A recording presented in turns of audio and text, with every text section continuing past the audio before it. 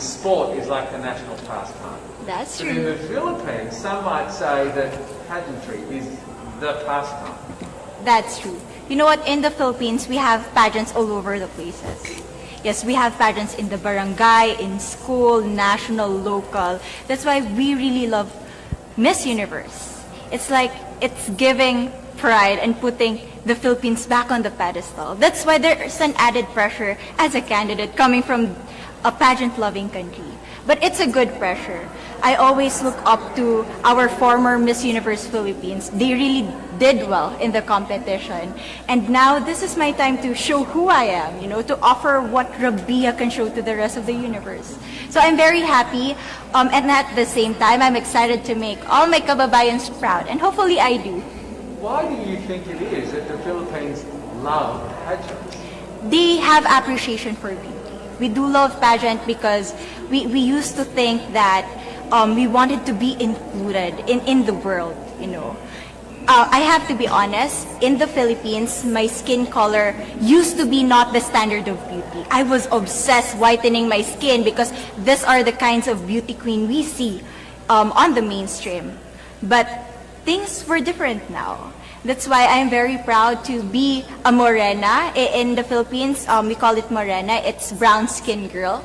And to be able to represent, my color, my identity as a true Filipina.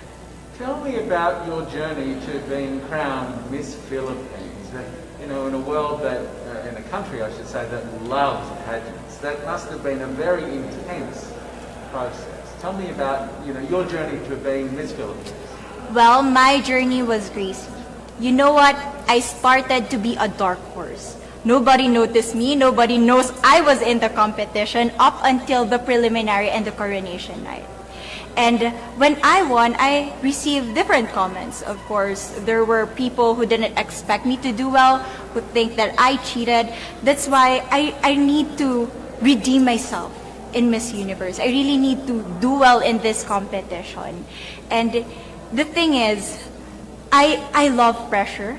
I love criticism. I get better every day with that. You tell me I cannot do that, I turn to you and I'm going to say that, no, I can do it for myself. Good for you. So how does it feel then to be on the global stage? How do you feel to be here in this moment, right now? It's crazy, but I'm overwhelmed with the support, not just from the Filipino community, but also from Thailand, Latin countries who do appreciate me as a candidate, as a person. It motivates me that I am beautiful, I can offer so much in this world, and when somebody believes in you, it gives you that extra energy to really do well and perform well. Do you have a sense with the girls, all of the girls competing, you're competing, but is there a sense of camaraderie with all of the girls? Is there a real spirit to, sort of motivate each other to do better? You know what? I have a different idea about Miss Universe. I thought it's going to be very competitive, in a healthy way, well, of course. But now I can see every girl helping each other, from fixing those hairs, from trying to zip up those outfits. It speaks of the closeness and the kind of camaraderie that we want to have. The goal of Miss Universe is not just to crown one girl, but also to build a genuine and long-lasting friendships among us. Would you say within the Miss Universe world, the contestants, is there a sisterhood? Are you sisters? There is sisterhood. I can say I was able to talk to different representatives from different backgrounds, different cultures. And despite our differences, there's so much to be highlighted in what binds us together. And that is because we want to empower women. We want to have our advocacies. We want to speak for the things that we love. And that's a celebration of women and the beauty that we have. So coming out of this week, obviously you would love to be crowned Miss Universe. Of course. And that would be wonderful, of course, for any of you. But what else will you take out of this week? What do you think you'll feel at the end of this week, regardless of the result? How will you be a different person? It's the growth and the development that I was able to have during preparing for this journey. I will be honest, there was a moment that I lost my identity.